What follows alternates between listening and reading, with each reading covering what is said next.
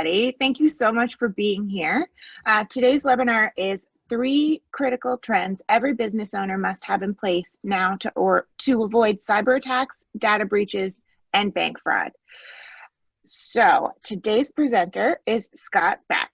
We are very excited to have Scott with us today. Scott is the CEO of the fastest growing cybersecurity and IT services firm, Beck Tech.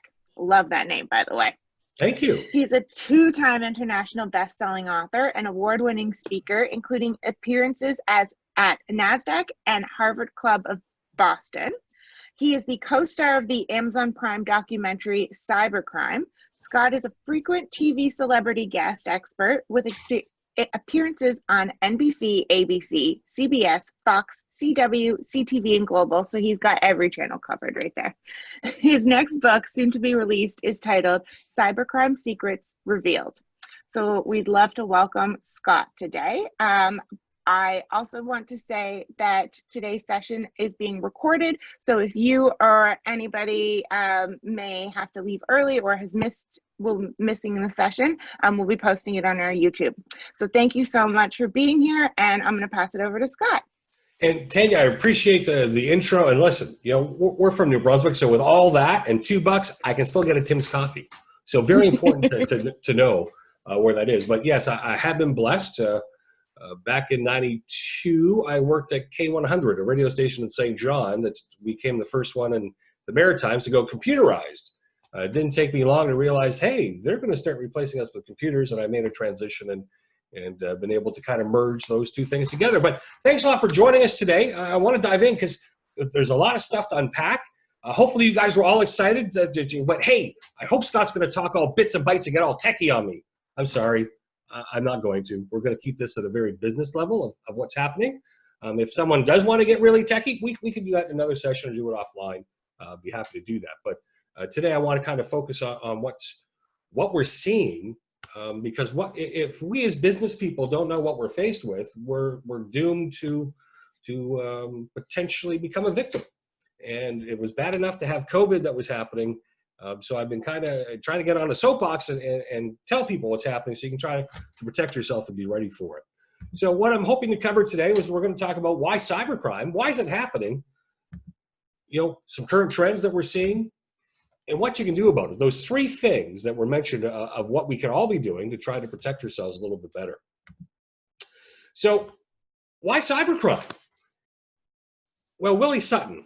Maybe you've heard that name before. He was a very infamous bank robber. When he was caught, the FBI said, Willie, why do you rob banks? And as you might imagine, the answer was, well, that's where the money is. Well, where's the money today? Yeah, there's still some money in the banks, but really it's all in digital ledgers. It's all on our computers. It's all in our data. All that information is living in the digital world. So it only makes sense that cybercrime would happen. I mean, we saw, if we look back through history, a real evolution. You know, the first criminals held a rock or a knife, and they'd stand somewhere dark, and they jump out and say, stick them up, you know. Very easy business to get into, low overhead, but not very scalable. And the risk of something bad happening, someone having a bigger knife or a bigger rock was there. So we saw from the dark alleys going into stagecoaches to eventually they were robbing trains. Back in Chicago, you know, if you think of Prohibition and Al Capone and all those guys, they were driving around in cars with Tommy guns, and the police were still riding on horses with 6-shooters. Criminals through history have always used the latest technology to turn a buck.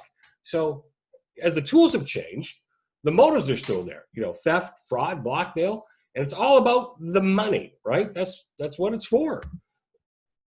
And for the last few years, you may find this scary, but cybercrime is now more profitable than the drug trade. Let that sink in for a second. When's the last time you heard about hacking groups having gunfights in Mexico City and lopping off people's heads? Cybercrime, there's only about 5% of cyber criminals get caught. So all the crimes that are happening, very low percentage. And if you stop and think about it, it makes perfect sense. Go back to the bank robbery. If I rob a bank, there's chances that there's going to be physical evidence, there's going to be video in the local area, the police will throw up a net, they could catch me with the money, the die packs go off, there's all that physical stuff. But in the digital world, well, the first bank robbery digitally was done back in '94. It ended up being by a gentleman from Russia who robbed a bank in New York and then took the funds and spread it out across multiple different countries. And it became a real issue for the FBI. Like, hey, the crime happened in New York, so you would think it would be the New York police with FBI backing, but the guy's in Russia. So who's responsible for this? So the criminals are using that and organizing, where we, on the legitimate side, don't quite have that same level, and it becomes an issue.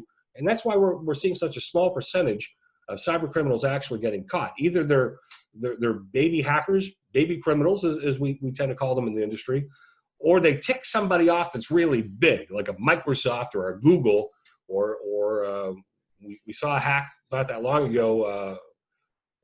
A law firm in New York that deals with celebrities got hacked, and they refused to pay the ransom. And the bad guys then called out President Trump. Well, that wasn't probably a very smart move on behalf of the hackers, because now you've got the whole weight of the government coming in behind that. But that could be a whole other webinar just talking about that one thing. So what are we talking about from a financial point of view? Well, just in Canada, one type of cybercrime, ransomware. Hopefully we've all heard of ransomware. It's been around for about 7 years. If you haven't, that's where the virus gets in and basically it scrambles all your files, or it locks all the files, and the bad guys say, hey, pay us a ransom or we're not giving your files back.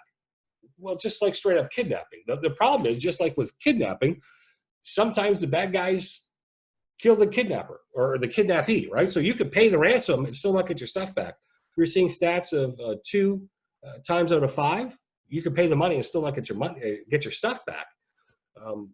Think about it. Really, you're hoping that the guys that were bad enough, or girls, the hackers, you're hoping that the people that were bad enough to steal and lock your files are going to be nice enough to give them back to you once you pay them. They've already been paid. So what's the incentive? Now, there's a lot of different arguments, even within my industry, about it. At first, when this first started, I remember one of my peers in Long Island had a client that got hit by crypto locker. It was like the very first one. It's like $49. Tanya, so it was much easier to just pay the $49 and keep moving on than it was to worry about it. But now we're starting to see these ransom demands for small businesses. $25,000, $40,000. The highest in Canada that we know of that's been paid was just over $400,000. The demands are starting to come in like at $1 million. And now there's firms that they actually negotiate with hackers. So Tanya, you get hit and they're asking for $1.5 million. You might hire a firm, just like with kidnappers, and they start negotiating to get to a dollar amount. It's like a whole new industry, and it didn't exist 7 years ago. So we've gone from $49 into $2.3 billion. That's in Canada alone, and that's an estimation because, you know what? Not everybody reports it when they get hit. Sometimes if they're smaller, they'll just pay it and keep going, and they never bother reporting it, and it never gets through. But we know of like 2.3 billion. McEwen University out west, they got hit for $11.8 million. Now they did get 11.4 of it back, and this was through phishing emails. And if you don't know what phishing emails are, that's emails that purports to come from somebody you trust. Maybe it's from the CEO or an accounting firm or wherever, somebody you trust. You click a link. These folks got taken for 11.8 million. They were able to get 11.4 back. So think on that. Let's do the math. They lost $400,000 because somebody in accounting fell for a phishing email, and they got scammed. And just recently, this summer, for the second time, the government over in Prince Edward Island, they had a cyber attack on their websites. And you're thinking, yeah, it's government. The interesting thing to me is this is the second time in 2 years. The good news was they had stuff in place and they actually discovered it. So when this happened to them a couple of years ago, I think they were down like 2 or 3 weeks. They were able to catch this one, stop it within 90 minutes. But they factored in, because there was actual user data stolen, they had to pay for credit monitoring. They chose to do it for 2 years. They estimated the cost of this hack this summer was about $900,000. It was in 90 minutes. So if we stop and do the math, that just cost the province of PEI $10,000 a minute for a cyber attack. And you're saying, hey, Scott, they're big companies. I get that. But these are just examples to think on, because if we're small businesses, if they ask for $10,000, $20,000, $40,000, I don't know, as a business owner myself, I can think of better things to do with my $40,000 than to pay some cyber criminal to get my access back to my data. And they don't have a lot of morals, okay? They don't have to go by the rules and laws that we do. Matter of fact, with COVID hit, we saw a Russian group specifically targeting people from work from home because they knew if I sent an email and I pretended I was the CEO of a company, you know, in the office, you might get up out from your desk and walk down the hall and go, hey, boss, did you actually just send me that email? Well, you're working from home. You couldn't do that. So it was it was easier to try to fool people through these tactics. Now, this one, they were talking about U.S. workers, but it was happening in Canada as well. This group was after, they see North America as a honeypot. You know, so if you get overseas, they see us as having all this money and being a way to hack. So how bad did it get? Or how bad has it gotten? Well, since COVID hit, FBI is saying that cybercrime reports are up. They're saying quadrupled. I like to give actual numbers. Quadrupled means it's up 400%. 400%. It means just crazy the amount of attacks that are happening. Canada, basically the RCMP have thrown up their arms and said, hey, we're overwhelmed. Like this is beyond what we can work with. I'm going to tell you now, in Canada, the RCMP hasn't come out and said this directly, but the FBI in the States have said if the crime isn't more than $250,000, they're not rolling the truck. They'll take a report, but they're not sending anybody out to investigate. If it's under $250,000, they'll take a report, but that's it. If something happens to come out down the line, it's documented and they'll come back, but they're not going to spend any time on it because of the amount of money. So why are we hearing more about local cybercrime? Well, who wants to admit the fact that it's happened, right? It's kind of embarrassing that it's happened to you. Cybercrime is the only crime that I'm aware of where the victim doesn't get any sympathy, right? Because who are they going to blame once you've been hacked? You know, if they're being kind, they're going to say that you were careless or irresponsible with your data. So nobody's going around, hey, I got hacked. You don't hear about it. But I'm going to tell you, in Greater Moncton, we're aware of a construction-based company. They got hit. It's $258,000 roughly. That was the rough number that was heard. And it's happening more and more. It is coming out of the news. You will hear about it. There was the fish mart down in Nova Scotia. There was some in Halifax. But it's not. You're not getting a lot of news about it because people are trying to keep it quiet. So, knowing this, I want to dive in. How many people have heard of the dark web? I'm kind of curious as to whether anyone has heard about that. Maybe. Tanya, is the survey showing up on the site? Okay. So just take a quick couple of minutes. Excellent. So everybody's kind of heard about it. One person has it. All right. So I'm going to end the poll. I'm going to say share results. Great. Let's talk about it. So the dark web, for very simplistic terms, is a spot on the internet that is like a marketing bazaar or crime university, I like to call it. If you're thinking about, hey, you said I could get $258,000 from one hack, maybe I'm in the wrong line of work. You want to go learn about it. Well, and I say it jokingly, but sadly, if you want to learn about how to hack and how to get into it, crime university is happening on the dark web. The dark web is a spot of the internet that you need to have special software to go to. That's basically it. So there's kind of three layers of the internet. You know, if you go do a Google search, you're going to see all these websites. They say that's about, you know, if you think of the internet as the ocean, the internet that we see is about the first 6 feet of water. Then we've got something that just below that called the deep web. Those would be websites that are password protected. So they're there, but you can't really get into them. Think of like government sites, university sites, places you got to log into. And then there's the dark web where they purposely are trying to keep most people out so they can do their nefarious things. Oh, I like using the word nefarious. That sounds kind of cool. But they're trying to do their bad things. So what are we actually seeing right now on the dark web? I'm going to take you for a little drive. I would advise that if you hear more about the dark web and where the cyber criminals are going, it seems to be a trend that people want to go there and check it out. You know, it's almost like a car accident. You just can't turn your head away from it. You want to look. So I'm hoping by showing you, it might keep you away from there, because one of the other trends we've seen is the bad guys know non-trained people are going, or people without a lot of information, and they're now starting to target them when they show up.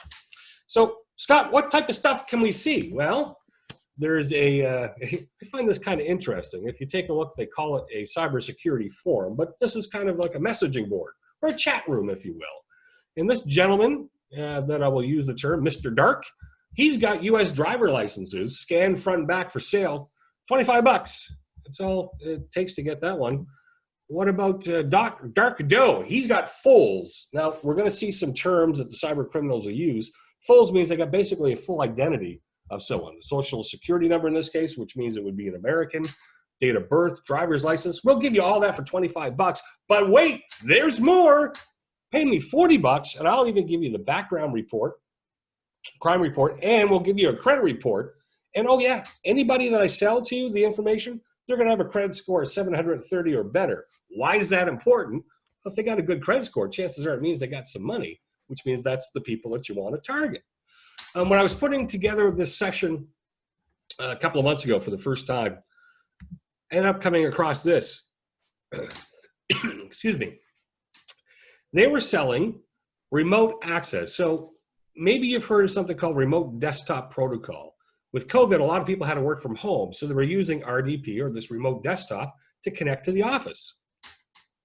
Unfortunately, a lot of people were just turning it on. I mean, 2 years ago, the FBI said there was Chinese groups and others that were targeting that specifically as a way in, so you shouldn't have it open to the public. But these guys not only had it available for sale, they were offering fresh ways in. And so basically you come in and you go, yeah, okay, I want to buy that. And they give you the information. One of the ones I stumbled across, and I to protect the innocent, hid the name, but it was company Internet Inc. This is actually an IT service provider. This is something my industry doesn't like to talk about. But the cyber criminals have figured out, if they can get into a company like mine, for example, we oversee, I think we're up to like 60 clients here in southeastern New Brunswick, around the province. We've got clients as far away as Thunder Bay and as far south as South Carolina. But if they can get into my company, they know they got the keys to the kingdom now to all these other companies. So they can maximize their time and investment to hack an IT company, because then they can go after their clients. My industry doesn't like to talk about it, but it's happening. And someone had compromised them, had remote connection into this IT company, so then they could go do some bad things, which was terrible. Empire Market. Oh, I went too quick on clicking. Empire Markets, you'll see this one's a little bit more upscale. This looks a little bit more Amazon-ish, but it's got a nicer front end, more like a website that you would see. And this one was talking about the Diamond Rat. Remote Access Trojan is what that stands for. So you may not know how to hack, which is okay. You can go on the dark web and buy. They're selling the software to do this. So same as you and I might use Microsoft Office for Word and Excel and for Outlook. The bad guys can go on the dark web and go buy software and go send. Oh, and Empire Market, about $1 million a day in transactions that are happening. They track it, they brag about it. They're trying to say, it's an interesting world. They want to be on the dark web so law enforcement can't find them easily, yet they want to be able to brag enough to get enough bad guys going to their site so they can steal stuff. So it's kind of there's kind of a catch-22 for them. And that's why we can now start seeing things, is because years ago, it was almost like trying to infiltrate the mafia, right? The FBI, and they would have to pose, they'd have hackers, they'd have to pose as hackers and get in. It's still to that extent in some ways, but they're opening up a bit more because they're trying to get some sales and transactions. So how much did it cost to go buy the software? If you take a look, it's like $3, $2.99, and they'll sell you the rat. And it tells you about all the stuff they'll do. They've got remote desktop. You can capture somebody's webcam. You can put a keylogger on the computer. What's a keylogger do? It logs all the keystrokes of your computer. So if you happen to go to RBC or Bank of Montreal or wherever, they'll see that website, and then they'll see the username and password because it's tracking all that. They can turn on your microphone. They can turn on passwords. They can take some passwords out of your browser. So if you're saving your passwords to your web browser, there's software that can go and target that. If you're a bad guy and suddenly your software is getting caught by security software, not a problem. There is another group of hackers that will help hide that from the security software. There's another whole industry. So when you think of hackers, I think back in the day, you would think of someone like me down in the mother's basement, playing on the keyboard. It's not like that now. It's a business. It's a multi-billion-dollar business, and they have specialties. Kind of like I explain this like the medical field, right? You might have a general practitioner. They do general things, but then you got specialists. So this group specializes on how to hide viruses and get it by security software. Hey, you want to be able to have a phishing platform. What do I mean by phishing platform? Well, we want to be able to send out emails to trick people to click a link to take them to a website that would be compromised. But I don't know how to do all that coding. No problem. These guys step in on the dark web, and you can buy from them. And matter of fact, you can buy their platform on a weekly or monthly subscription. You don't even have to outlay the money. So again, I'm going to go back to Google or Microsoft. You buy a subscription to software. It's happening on the bad guy side too.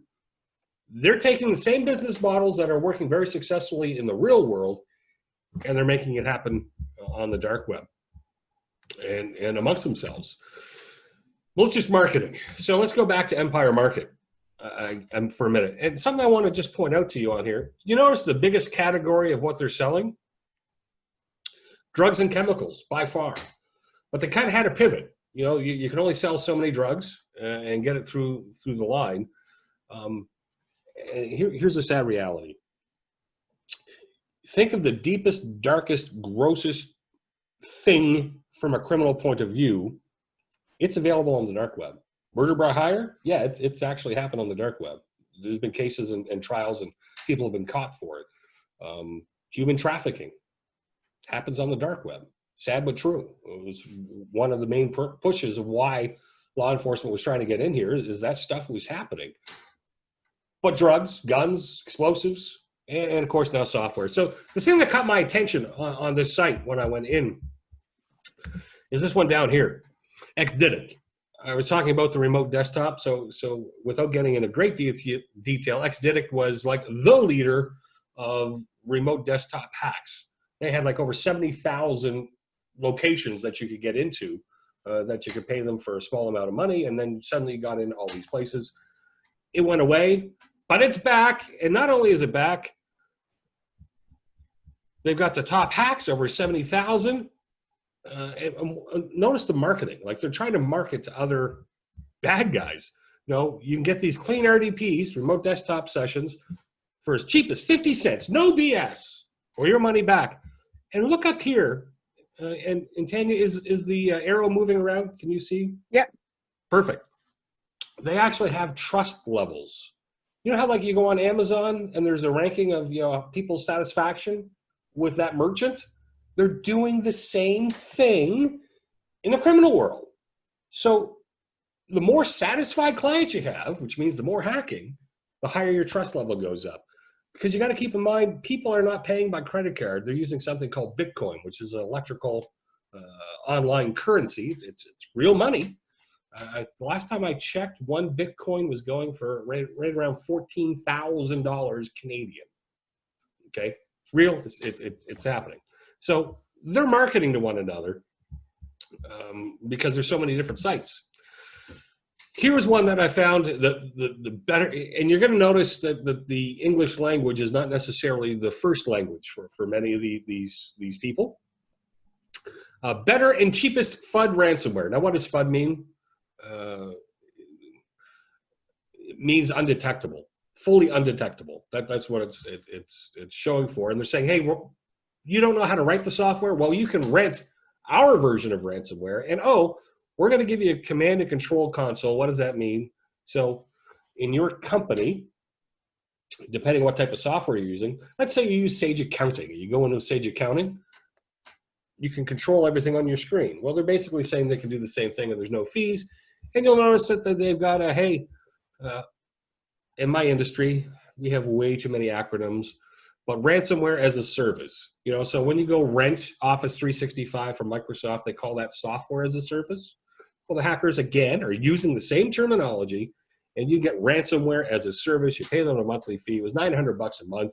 But then they caught on and went, wait a minute, maybe not everybody wants a 12-month commitment. So we're going to come up with some different packages. I'm going to move a little quicker here. Excuse me. They realized, like in the real world, when you're trying to sell something, looking at blocks of code and seeing all this stuff gets confusing. They actually updated their website recently. So now they've got all their different packages. So it's laid out. How much is it a month? So maybe you only want a 1 month commitment because you just want to get in quick and dirty and turn a quick buck. Maybe you're in it for the long haul. But you'll see the evolution of how they're putting the information out. Now they're going to rent it to you, and now you're finding out the different packages that are actually there. One of their competitors, they advertise it's the next generation of ransomware, which is interesting because from a security point of view, we do have next generation endpoint security, which just means it's like antivirus on steroids. It took 10 years to go from this is how we always do security with antivirus to next generation. This is how we do it now. 10 years. Ransomware has been around really effectively, probably the last 4 or 5. So we're seeing the evolution of this thing go really quick. Did you notice they also offer 24/7 support? If you rent from them and you run into a problem, it's not working. But here's what I liked with this group. They have a dashboard. Remember I told you about this command and control dashboard? Now, again, I've obscured some stuff, but you can log in. It will tell you when the people got infected, what type of operating system. They'll give you the IP address. Why is it important to know an IP address? First off, if you don't know what an IP is, think of it as a street address, okay? Your office has got a street address. That's how we find you. On the internet, your office has also got what's called this IP address. So if I'm a bad guy and I can find that the IP address and I trace it back as a North America, there could be worth some more money there. That's why it's important that they're tracking it. And then they actually will tell you if they've paid or not, right? So we know if someone's been infected, where they're at, and whether they've paid us or not. And then they dive in even deeper. They tell us how much we've made that year, that month, that where's it coming from. And then on their dashboard, KPIs, we're all very familiar with KPIs, right? Key performance indicators. That's what this is. This is key performance indicators for the bad guys. So you send this out before you go to bed. You get up in the morning and you find out who's been infected, who's paid the ransom. It's very, very interesting. And this, I'm just showing you quickly just a few of the things. That what I'm hoping I'm impressing upon you is that this is not just getting a virus. This is an industry that is specifically targeting ways to separate you and your company from your money. That's what they're doing. And they're scheming, and they're always improvising, and they're always using the latest technology. It gets kind of scary. How do they target you? All right, Scott, you told me what's going on, but how does that play out in the real world? So I'm going to show you a couple of examples. So remember we talked about, or I talked about this site where you could go and rent a platform that they'll give you the phishing email. They'll create the website, the fake websites to try to trick people. They'll do all this for you. All you got to do is tell them what you're looking to do.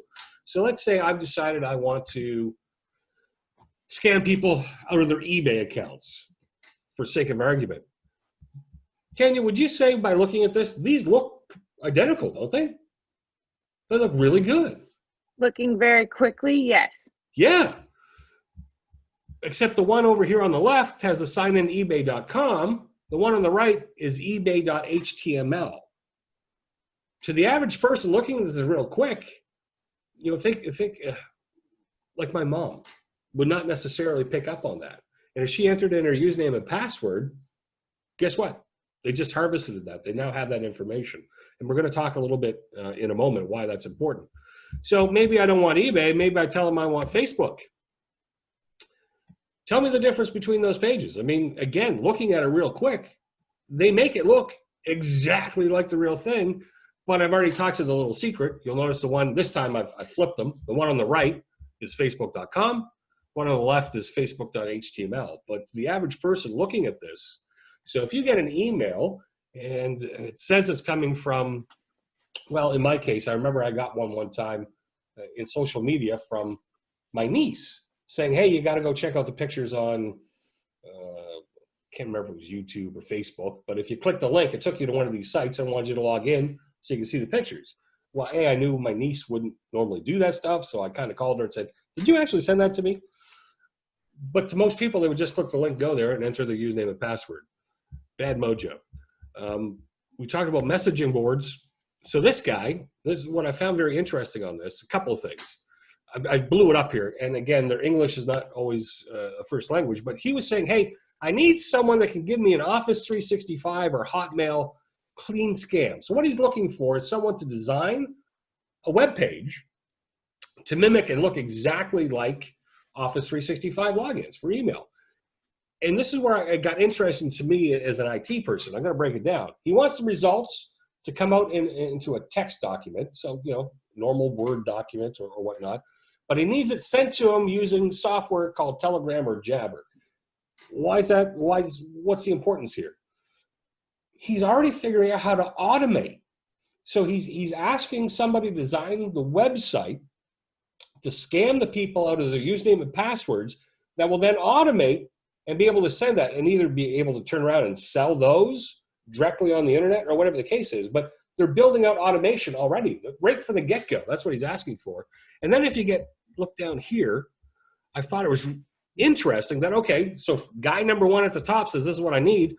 Buddy down here goes, okay, that's good, but I want it to be undetected and I need a true login look, and I would like it to steal the two-factor authentication because we're all moving towards two-factor authentication. So what he's basically saying is, hey, I want that web page.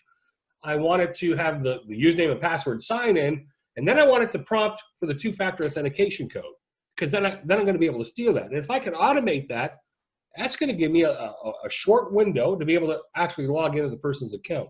They're building automation, just like we try to do in the business world. We're all trying to do more with less. So are the bad guys. So what does that look like? So I actually had an IT firm. Again, I told you that we get targeted a lot. This happens to be a peer, and he was graceful and shared it. Up here, it shows that it's whatever the website is, .windows.net. And the importance on this is most of us would go and take a look at the address. Well, windows.net is actually a legitimate Azure, if you haven't heard the term, but it's Microsoft's cloud. So the bad guys actually built the website using a legitimate service from Microsoft to further make it look like it's legitimate, right? If you go to Office 365, it should actually say office.com. But this is pretty close. This will fool a lot of people because it does say it's actually happening on Windows. And you'll notice it had their company logo. It's got the real login. I mean, and it looked good, real good. My peer actually created a fake account in his Office 365 just to see how far this would actually go and where the bad guys were going with it. There's something called Raccoon Stealer that's available online. And I'm going to give you an example of this. Now, it is, this attack was very clean and we were able to follow it from beginning to end. It is featuring a US site, but we've seen cases of this in Canada with government, with companies, but this one was very clear. So I'm going to walk you through this. So Raccoon Stealer, you'll see I got it highlighted. Its claim to fame is it's going to collect the passwords and the cookies. When you go to a website and fill things in, it creates a cookie on your computer. It will grab the autocomplete information of all the popular browsers. Plus, we're going to look for credit card data, system information.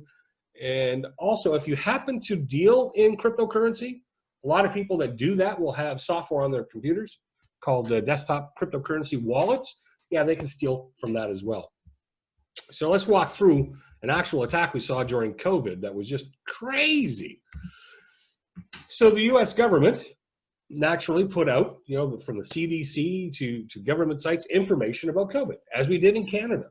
We saw that from Health Canada. We saw that from many different organizations that were putting out legitimate information about coronavirus so that we could get educated.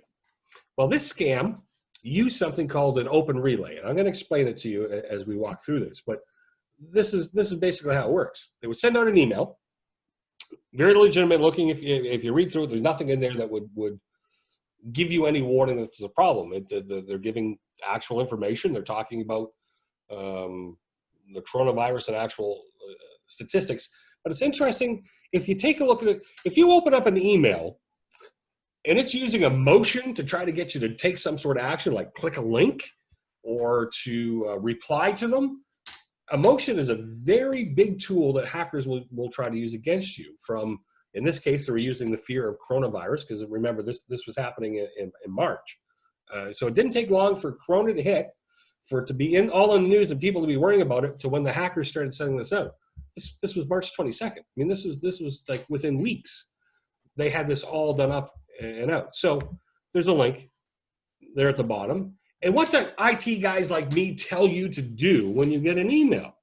Well, you've got to hover over the link, right, to see where it's going. So you make sure you're not going to get scammed. Well, in this case, it was saying it's going to a .gov, which happens to be the government domain. All the government sites in the U.S. end in .gov. Hey, legit to me. Tanya, doesn't that seem legit, right? It says .gov. Yeah. It's got to be good. Except what people hadn't looked at is that it's got an actual relay. See, you are going to a .gov, but then it's saying, but we're going to send you over to here. You say, Scott, okay, you're losing me. You're getting a little technical. So let's break it down. I've got a trusted website, a government website, whether it's US, Canadian, whatever, or I've got a trusted business website that I go to. They may have a very legitimate reason to have a redirect. So think of it, if you went to Service New Brunswick, and they may be sharing information from Canada Revenue Agency. So there could be a link, if you clicked on their website, that would send you to a legitimate site. There is reasons why we would do this. Happens all the time. But when they code the websites, they may not secure it really well. So this is what normally would happen. We go to the website, we click the link, it sends us to the other legitimate website. Well, what happened with this open redirect, they were able to send it to a malicious spot. So you're saying, Scott, are you telling me that the U.S. government had a problem in the coding and the bad guys were able to put a bad link on their actual website? Yes. Yes, I am. That's exactly what I'm telling you. And it happens more than people would want to admit. Has anyone ever heard of WordPress? It's a very popular platform for hosting websites. They just had a very major open redirect problem. There was an update of one of the plugins that people, if they were using it on the WordPress, let the bad guys in and did these open redirects all day long. It got really ugly quickly. So it happens. Okay, I'm not trying to bash the US government. It happens.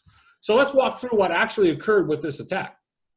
So if you click the link, it redirected you to the malicious site and it downloaded a document, .zip. Okay, well, that could be legitimate. And you'll notice it says .gov, so the document's got to be legit, right, Tanya? It only makes sense. So you've got the zip file. So I think everyone's pretty familiar with what zip files are. So you go to take a look at it. Inside the document.zip, we got a coronavirus.doc. Well, that sounds like a document. That sounds normal. So a couple of things I just want to show. This was kind of interesting from an IT point of view. On your computer, you can turn on something called name extensions. It just shows you what that file type really is. Okay, we IT guys will use this an awful lot. Notice that .doc is actually a shortcut. It doesn't say it's a document. It actually says it's a shortcut. So kudos to these hackers. They were really smart. Even though I asked to know what the file extension was, and even though they told me it's a .doc, actually it's not. It's actually a shortcut, which is a different set of letters. Okay, I'll stop being so impressed by them. So you go ahead and you hit on that document. Creates a little shortcut on your desktop. Why did I get a shortcut? I better click on that because I want to know what's going on with coronavirus, and the government just told me this is a document that's going to give me all the insight, right? What? It's broken. The link's not working. Must be something wrong when I downloaded this thing, right? Which is genius. I'm going to tell you why that's genius in a sec. So what's happening in the background, and I'm not going to get all techie on you, I promise, but I just want to show that little program is actually doing a whole bunch of stuff. For example, when you clicked on the link, it actually called out to another web server on the internet and started downloading a file called corona.exe. EXE stands for executable. That is a program. So unbeknownst to you, that little shortcut is actually going out and installing a program onto your computer. As you can imagine, that might not be a good thing. Then they were throwing up that message so that you would know that something occurred. And why that's brilliant in my mind was, what happens in many offices? I download a file, it doesn't work. Hey, Tanya, I got this file, it's not working for me. Can you check that for me? And I'll send it to Tanya. Tanya will click on it and go, nope, not working for me either. All right, well, let's go ask Krista. Does it work for you, Krista? So through this one scam, if they got one person in the office download it, and remember, we're doing remote work during this time, you might send this by email around to other people saying, hey, this isn't working for me. It's about coronavirus. I got it from the government website. Can you take a look at this? So they can spread that virus very quickly using that curiosity and that concern. And they were using that ransom tool. This is what it actually looks like in Russian. I had it translated on the other page. But Raccoon Stealer, their big claim to fame is it can target over 60 different pieces of software. As you can see, just from that example, they can download software to your computer without you knowing it behind. And really, when it comes to security, hindsight really is 2020. Okay, I happen to be a Star Wars fan, so I really love this slide. I have to work it in every time. But that really was a scam you were actually trying to look for it and be on the watch out for. So a lot of times, you know, we get called in to try to help people who have been targeted, have been hit. And, you know, one of the first questions is what was your backups like? Can we get you back running? But did you train your staff? Like, did you give them any knowledge? Like the bad guys, as I just showed you on the dark web, they got crime university. They're teaching each other and how to get better. Are we telling our receptionists? Are we telling our people what they should be looking for? And I did a seminar one time with Kevin Mitnick, who is called the world's most famous hacker. And if you don't recognize the name, Kevin, there's a couple of movies out about him and some books. He was on the FBI's most wanted list during the 90s. They actually had to bring in 3 other hackers to trace him down. This guy had hacked everything in the US. Now, that was back in the day when hacking was more for bragging rights. He didn't actually steal anything or take anything down, but he did end up getting captured and ended up spending a year in solitary confinement. And when he was done his prison sentence, guess who hired him? The FBI. You know, you bring the guy in. He's developed over the years. He now runs what's called a penetration testing company. So very large firms hire Kevin and his team to try to break into them so they can find out where the flaws are before the real hackers show up. And what Kevin had said to me, because Kevin's claim is that his company is 100% effective. They get in every time, 100%. So we were having a couple adult pops the night before, and I was like, Kevin, I'm going to call BS on 100% because, dude, you haven't come up against any of my clients. Like, we run good security. And you know, a little bit of bragging going back and forth here. And I'm thinking, hey, he goes, well, Scott, actually, let's stop right there. We don't have to, you know, start comparing back and forth. What happens with my team is if we run into good security, we just, well, he didn't say pivot in those day and age. It's just so used to. But we stop going after the technology. We go after the people.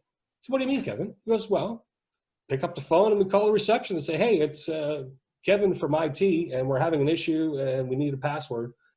People's human nature is to try to be helpful. Okay, and if you haven't trained your people and say, hey, don't be giving out passwords until we verify.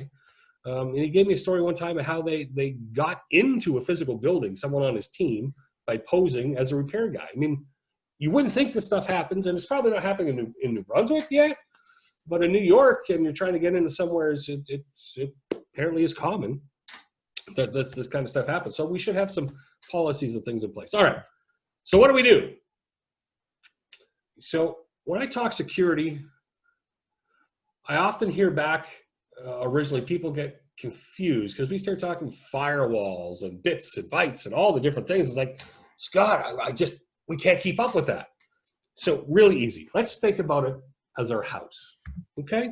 Whether it's your house, your office, or your network, your computer, security functions the exact same way, okay? So we may have doors and windows and locks, right? We might have alarms, motion detectors, monitoring. We have all these different things. But what are they really? We've got things that try to prevent people from getting in. We've got things that try to detect when someone has gotten in, and then we have a response plan. So in the IT world, number one way in is by email. So let's say you would want to build something out to try to keep the bad email from even getting to your people. If it got to the people, you want to make sure that they're trained so they can spot it and go, oh, that's fake. But if that fails and they have to click a link, you want to make sure that you got some software that will try to protect against it. If it happens to get through, you see where I'm going with this? We have to have multiple layers, okay? And each company is going to be different depending on what you're trying to protect. Not one thing doesn't fit all, but the three things that you got to focus on. Oh, let's do this real quick. I know we're getting towards the top of the hour. So I've just told you that there's three things that you need to be looking for. Let me see if I can get to this other one. Which one do you think might be the most important? So we know that we got to try to prevent, we got to detect, we got to respond. Just take Scott at his word that that's the case. Which one do you think might be the most important of the three? Any guesses?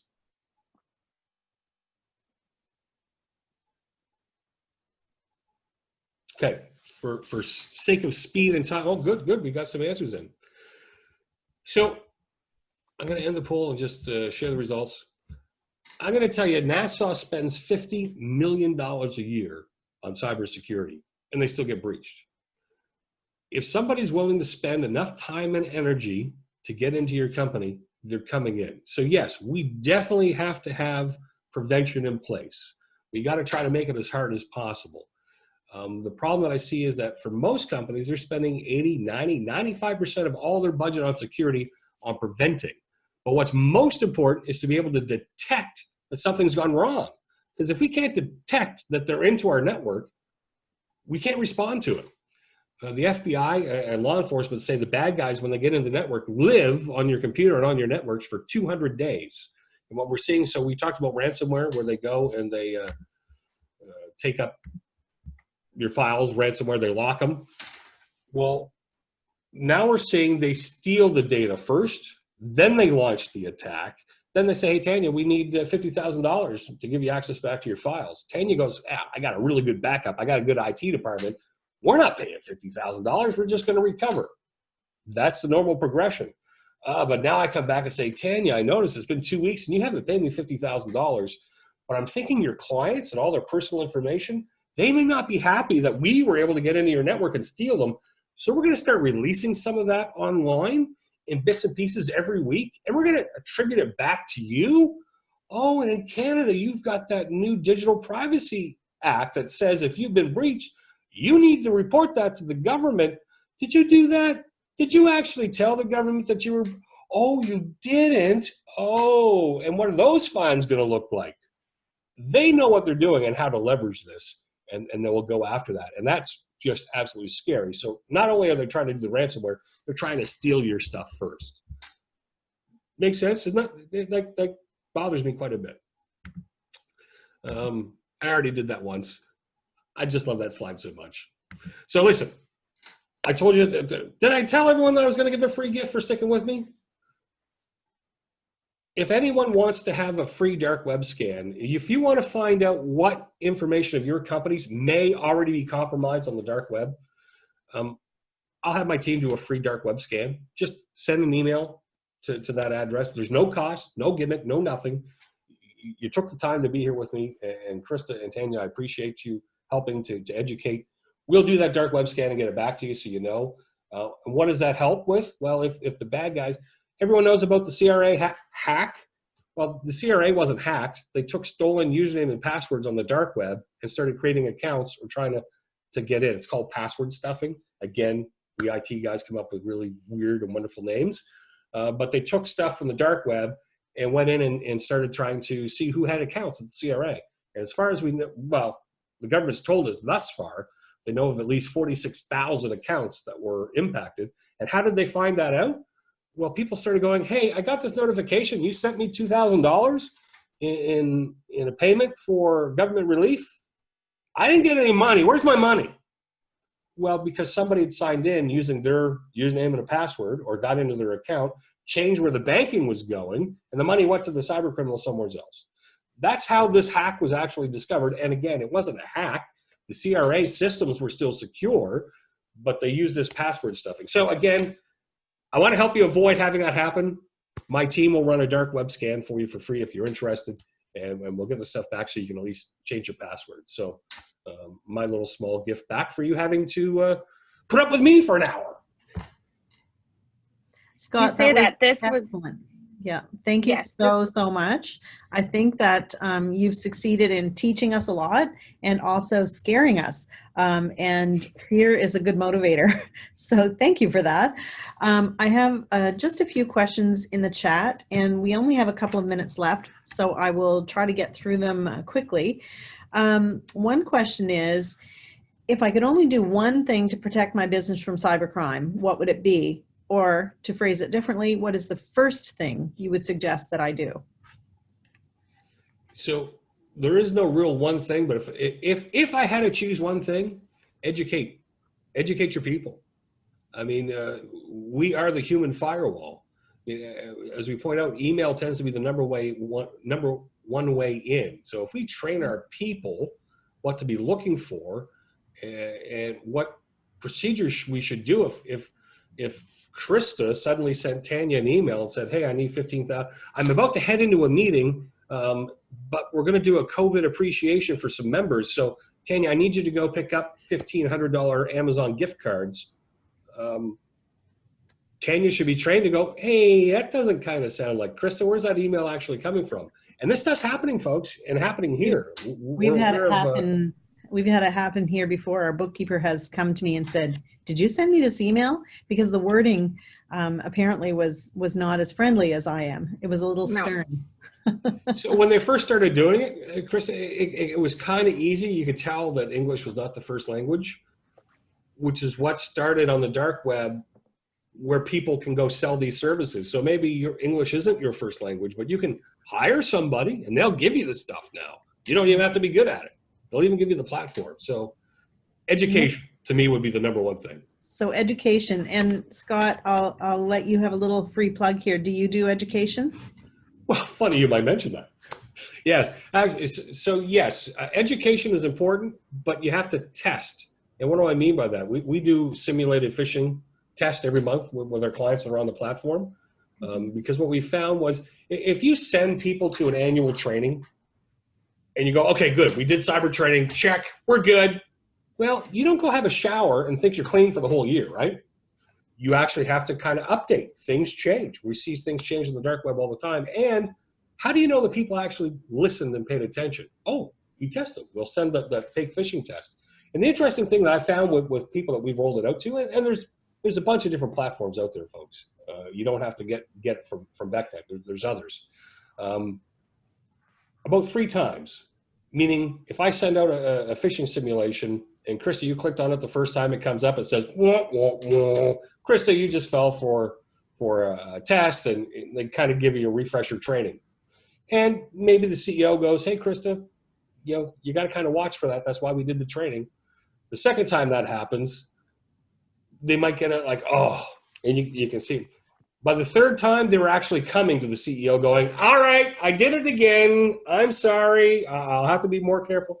It started building a culture of security, and that's what you're actually trying to focus on.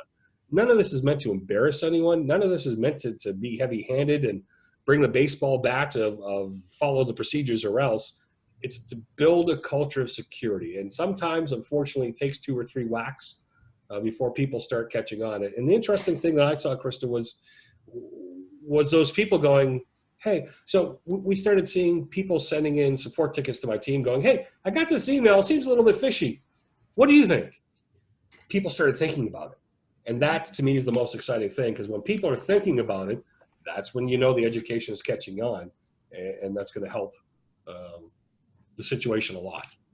Scott, the Canadian Chamber has recently launched a program whereby they have hired CIRA, or contracted CIRA, the Canadian Internet Registry Association, to provide cybersecurity training to small businesses, of course at a cost, but it's a reduced cost for chamber members. So that's a national program.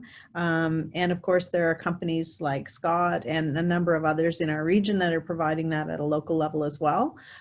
So there's all kinds of programs out there for your businesses. So I'm going to hop. The reason you're seeing that stuff is because so many companies are falling victim that when I said Yeah. education is the most important thing, the CIRA is the quasi-government organization that oversees .CAs. Mhm. So they're seeing it happen so much that's Yeah. why this stuff's coming out. So I don't care where it's coming from. Just get your people Yeah. trained. Exactly. And if you can get a discounted rate through the chamber, great. If you find that that's not working for you, you want to go elsewhere, great. Just get something. The next question that's here is, do you recommend VPN on business and personal computers? Yes, but with a little caveat. So when all this COVID stuff happened, so if in your company you have a bunch of people with laptops that can work from home, having a VPN back to the office so they can access the server and stuff, A-okay, because you've got that device secured. If you're saying that, hey, you want to put VPN on somebody's home computer to go back in the office, I'm not as excited about that, because now you're bringing all the sins. Like if the kids are playing on that, like we have no idea what viruses are on there. We have no idea what level of security is on there. It's very scary to a cybersecurity guy to let unsecured devices into the network. If you are talking about your personal laptop and you're at Starbucks having a coffee and you want to go do some banking, hell yeah, you got to have a VPN. I mean,